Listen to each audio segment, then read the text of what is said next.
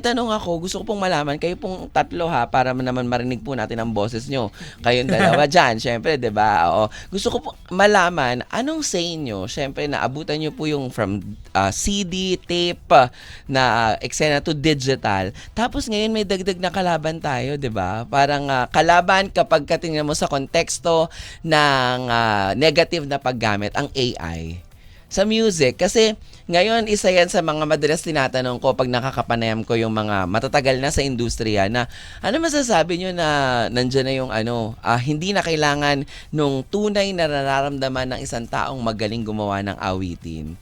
Tapos isang click mo na lang sa internet, meron ng song, tapos trending pa. Yeah. Actually, di ba tama tayo? Pinapatanggal ko sa playlist ko pagka AI kasi sabi ko, hindi tayo dapat hindi naman sumusuporta. Pero dapat napaka-importante na yung real feelings, yung marinig ng mga tao, bahala na sila dun sa digital. Pero sa atin, hindi natin dapat patayin ang sarili nating industriya. Industry. Yes, Yeah, correct. I get it, yeah. Arms, ikaw, wanna take this one first or do I jump right in? Ako kasi, ako tama. Actually, na-mention mo na kanina eh. Ako kasi, I view it as I'm a generally positive person. Yes, so I view AI as a tool, one, and two, a challenge. Kasi ngayon, I think ang kailangan ma-encourage sa marami nating mga artists ay sobrang umaapaw sa talent ang mga Pinoy. Correct. Pero marami pa ring tao na ang ginagawa sa talent na yun ay nagko-cover imbis na gumagawa ng original songs. Ayan. Kaya tingin ko, ngayon na parang andyan na yung AI para i-cover ang kahit anong kanta at gumawa ng kahit anong iba-ibang version ng kahit anong kanta. At hindi siya napapaos kasi hindi naman boses niya hindi naman siya human throat eh. Hindi siya tao. Oh, hindi siya tao eh. Parang tao lang siya. Alien siya. Oh, alien siya, 'di ba? So parang ngayon na nandiyan na 'yan, I think parang wake up call siya for artists, for singers to become artists, to create to not just showcase your talent but to tell your stories kasi kailangan mong gumawa ng songs. Ngayon, yung AI kaya rin naman gumawa ng songs. Pero sa nakikita ko pa naman so far, yung songwriting ng AI medyo limited pa eh. So hanggang kaya pa yan, labanan mo na muna. Tapos, parang just, you can't just be a singer now. You have to be an artist. Correct. So, yeah. Alam mo, bago po kayo sumagot, may naisip lang ako sa sinabi ni Yael, no, na parang ang siste, tama, nagsisimula sa school. Kasi di ba parang sa school, naalala ko professor ako for mabilis na panahon. Yung mga bata, di ba hindi sila nagsusulat? Parang gamit na nila, pinipicture na nila yung notes sa board o kaya, sir, pasend na lang po kami ng PowerPoint sa amin. Tapos madali sa kanila yung sa research kasi nga nagagamit nilang tool yung AI. Diba? So parang sa pagkanta rin, diba? Parang in short, ang tatamad na ng mga ganap. Actually, diba? Ang tamad na ng ganap. Pero samantalang tayo sa panahon natin, proud na proud tayo at ang iba yung tibok ng puso natin nung pakiramdam na, uy, may bago ko nasulat, pakinggan nyo.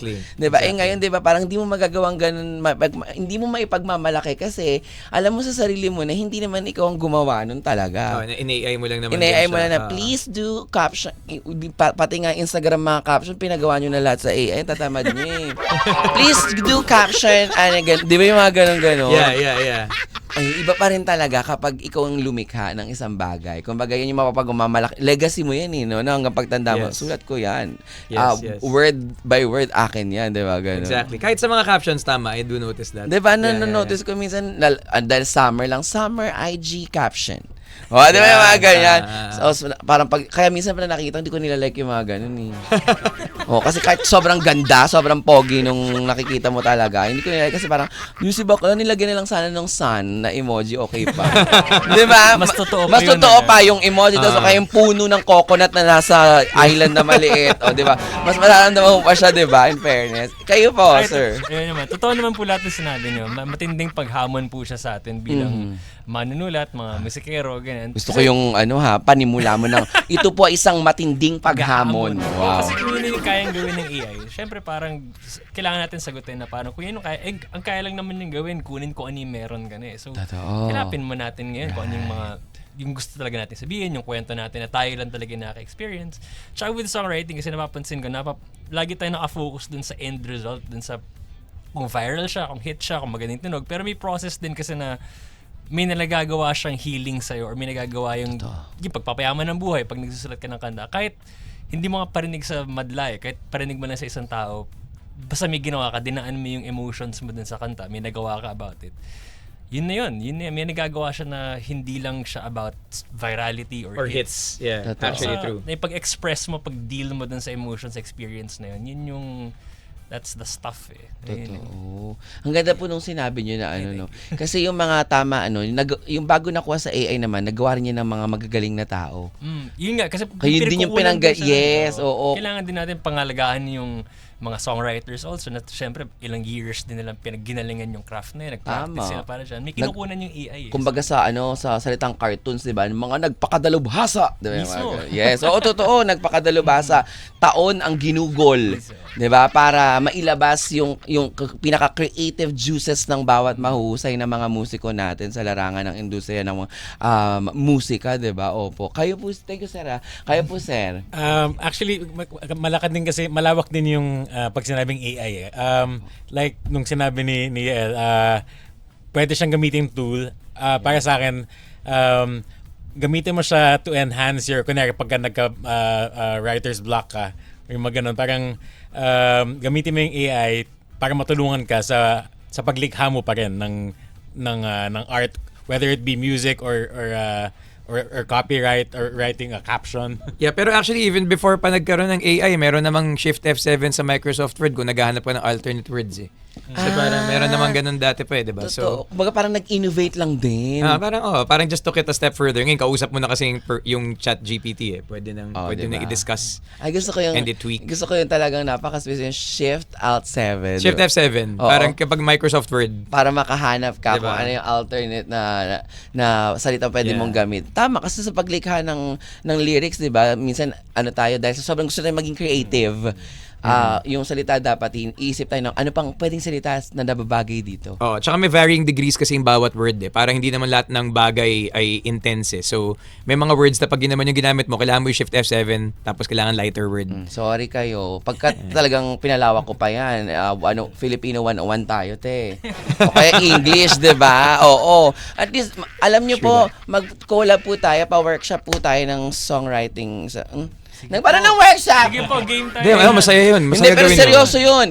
Di ba meron kayong programa, DJ Saja, yung sessionistas, naku, kung available ng mga mahuhusay nating mga kasama, sina Sir Yael at ang Sponge Cola, di ba? Game ba kayo, sir, na magbigay ng online songwriting workshop para sa mga bagong mga awit natin? Ganyan. Actually, masaya yun eh. Tsaka pwede nyo nga gawin yun na magkakaroon kayo ng finished song by the end of the hour eh. Yes. Like naka-record na and everything. Kaya yun eh, mabilis. Lalo pa may mga gamit po tayong ganito, Exactly. di ba? Yeah, super fast. Ay, alam ko na, mga sir, yung mga boss ko, kung nakikinig po kayo, sa podcast pwede yun. Tapos on the spot. Oo. Sa podcast talaga. Sa podcast. Di ba on the spot po? Kasi syempre dito baka mamaya may mga commercial tayo masagasaan eh. No? Pero ito po, 3:44 po ang oras natin. Mahaba-habang naging chikahan pero hindi natin namalayan kasi nag-e-enjoy po tayong lahat. Ang gusto nating malaman, eto na, i-welcome nyo na po sa mga tagapakinig natin, sa mga ka-vibes po natin, ang bago nyo pong awitin. Kayo na po mismo ang mag-introduce para sa ating mga tagapakinig sa buong mundo. Ay, wow. Okay. Sponge Cola here. May kanta kami kasama ni Gigi Delana. It's a song about healing. It's a song about pain. It's a song about facing things.